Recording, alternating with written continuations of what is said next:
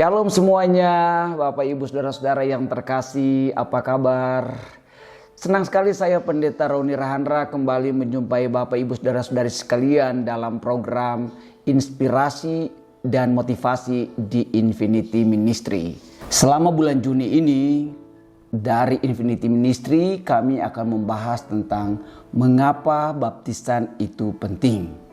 Bapak Ibu Saudara-saudara yang terkasih, kebenaran firman Tuhan yang akan kita dengar sebagai landasan untuk sharing kita saat ini adalah di dalam Injil Yohanes pasal yang ketiga, Yohanes pasal ketiga ayat 3 sampai dengan ayat yang kelima. Saya bacakan buat Bapak Ibu Saudara-saudari sekalian. Tuhan Yesus menjawab, katanya, "Aku berkata kepadamu, sesungguhnya jika seorang tidak dilahirkan kembali, ia tidak dapat melihat kerajaan Allah." Kata Nikodemus kepadanya, "Bagaimanakah mungkin seorang dilahirkan kalau ia sudah tua? Dapatkah ia masuk kembali dalam rahim ibunya dan dilahirkan lagi?"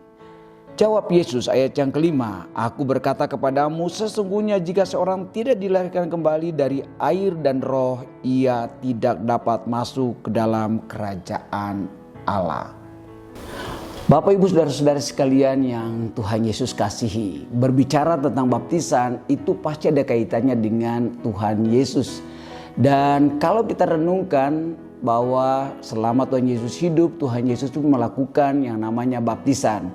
Sehingga kalau kita bertanya apa pentingnya baptisan untuk kehidupan kita, yang pertama, saat kita dibaptis itu berarti kita telah berbalik dari kehidupan yang lama yang penuh dengan dosa dalam kehidupan kita ini, tetapi kita akhirnya mengalami namanya kehidupan yang baru.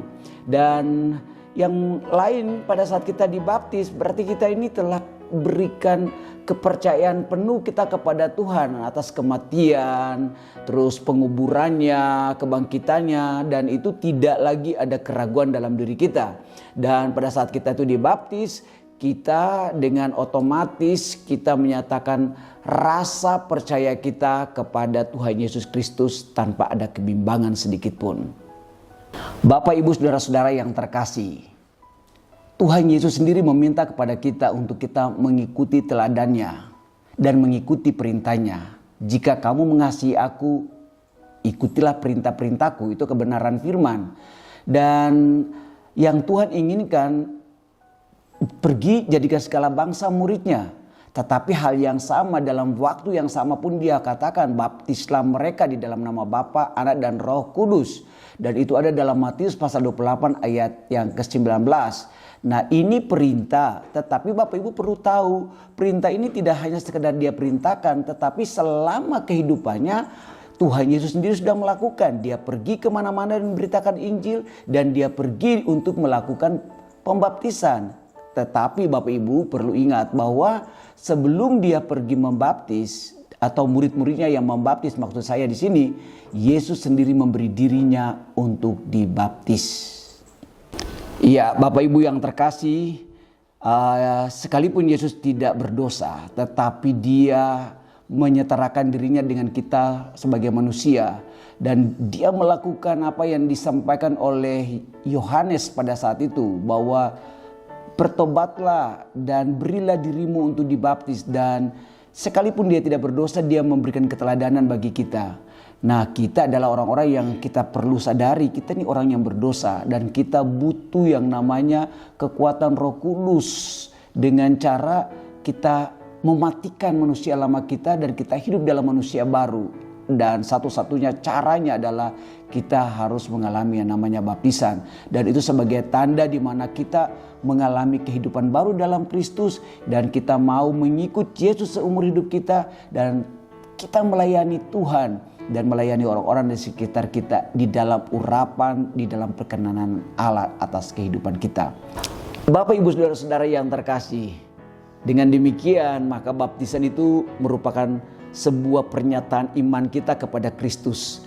Baptisan itu adalah sebuah komitmen kita untuk kita mengiring dia dan mengikuti kemanapun yang dia perintahkan, ya. Dan baptisan ini membangun hubungan kita dengan Yesus.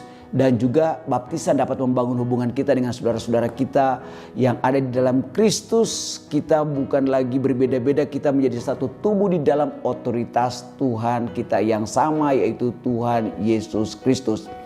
Dan mari kita mau mengambil keputusan untuk dibaptis, supaya manusia lama kita ditinggalkan dan dimatikan, dan kita bangkit bersama-sama dengan Dia, dengan kekuatan dan kemuliaan Allah di dalam manusia baru lewat baptisan.